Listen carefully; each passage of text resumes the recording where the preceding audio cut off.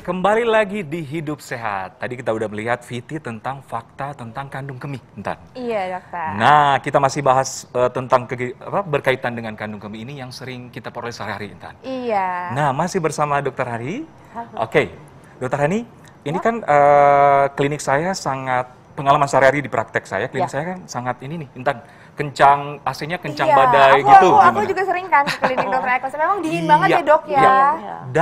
Dan yang sering saya dapati bahwa pada waktu treatment pasien sering izin untuk ke toilet bahkan sampai 2-3 kali. Nah, masyarakat perlu tahu, perlu informasi yang lebih jelas apakah udara dingin berkaitan dengan sering kencing tadi. Oh ya, pastinya. Karena kan cairan tubuh manusia itu kan secara normal akan dikeluarkan melalui keringat dan kencing.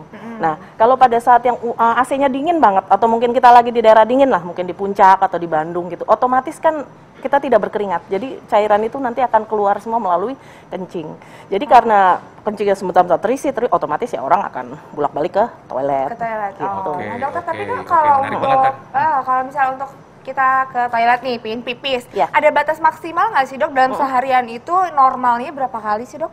Nah, kalau seandainya kita tahu kan kira-kira tuh kalau pengisian kandung kemih pada manusia itu jadi sekitar per jam itu sekitar 50 cc lah gampangnya. Karena kan dia 1 sampai 2 cc per kilogram berat badan. Asumsikanlah berat badan normal sekitar 50 sampai 60 gitu. Jadi sekitar 50 cc. Jadi kalau kandung kemih itu kita akan mulai merasa ada sensasi pengen berkemih kalau isinya sekitar 150 cc. Jadi kita udah mulai rasa nih, oh kita pengen kencing, udah pengen cari toilet, tapi kita masih bisa nahan. Nah, tapi kalau seandainya sudah terisi di atas 300, itu otomatis kita yang udah mulai kebelet tuh. Jadi nanti kalau udah ketemu WC, terus WC-nya keisi, kita udah mulai marah tuh, woi buruan gitu.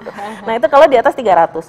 Nah, itu jadi kan otomatis orang normal akan berkemih sekitar 3 sampai 4 jam. Dan tapi tergantung juga dia minumnya.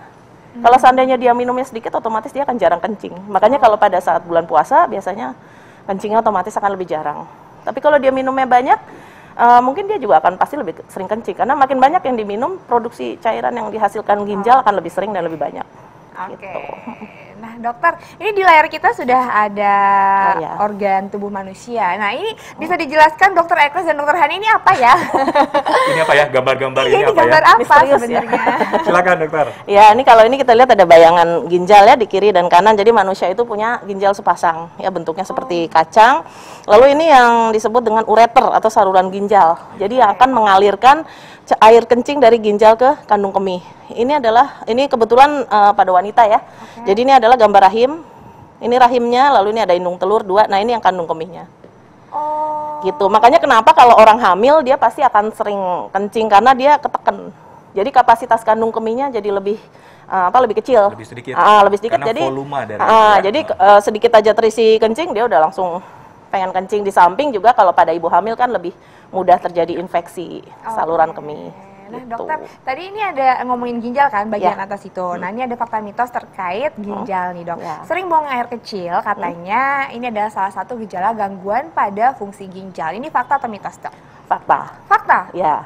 Tapi kita perjelas lagi, kita persempit lagi ruang lingkupnya. Jadi gangguan ginjal yang bagaimana? Jadi gangguan ginjal di mana terdapat infeksi ginjal atau batu pada ginjal. Gitu. Karena adanya batu dia menyebabkan infeksi tersebut akan menimbulkan peradangan dan otomatis orang akan lebih sering kencing, lebih sering berkemih, kencingnya mungkin berdarah seperti itu.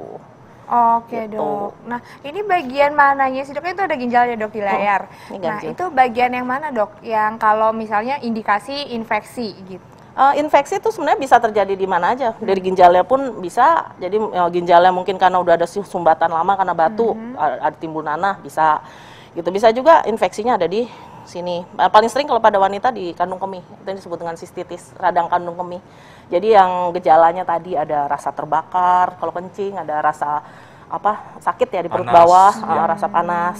Nah, Ya. kalau tadi infeksinya di ginjal otomatis atau ada batu, dia otomatis ada nyeri pinggang. Ya, menarik banget nih. Yang perlu juga ditahu oleh masyarakat seluruh Indonesia. Saya perwakilan laki-laki nih. Kalau laki-laki biasanya penyebabnya apa, Dok? Kalau Yang kita laki-laki, sharingkan. nah ini laki-laki ada kekhususan karena dia ada organ yang disebut dengan prostat, gitu. Dan organ prostat itu letaknya ada di bawah kandung kemih. Tapi itu khusus laki-laki. Jadi hanya laki-laki yang punya prostat. Nah, kalau pada usia sudah di atas 55 atau di atas 60 lah, biasanya itu kelenjar prostatnya sudah mulai membesar. Jadi dia menekan kandung kencing, aliran kencingnya mulai tidak lancar. Nah, itu dia udah mulai timbul gejala kencing-kencing. Di samping gejala susah buang air kecil karena tadi ketekan tadi. Ya. Nah, karena kencingnya sisa kencingnya masih banyak kan, karena dia nggak lancar, otomatis timbul gejala yang disebut dengan gejala iritatif. Jadi kencingnya masih di dalam masih banyak, ada kencing berikutnya dari ginjal, lalu rasa pengen kencing lagi. Makanya biasanya kalau pada laki-laki yang udah usia lanjut, tadi di atas 55 tahun, sering bolak-balik ke toilet juga. Oke, menarik banget Intan yang perlu. Ini hal yang sangat perlu diketahui oleh masyarakat seluruh Indonesia. Iya. Oke, Dokter Rel. Iya. Tips untuk masyarakat Indonesia. Tips. Gimana, Dok? Nah, ini yang biasanya kalau masyarakat Indonesia seringnya apa nih? Seringnya kalau mudik ya, atau kalau jalan-jalan itu. Nah, kalau pas lagi jalan macet, usahakan tetap bisa berkemih pada waktunya. Jadi, usahakan jangan menahan kencing. Ya, jadi karena salah satu yang menyebabkan mempermudah terjadi infeksi adalah menahan kencing terlalu lama. Jadi ya lebih baik bolak-balik ke toilet daripada bolak-balik ke rumah sakit.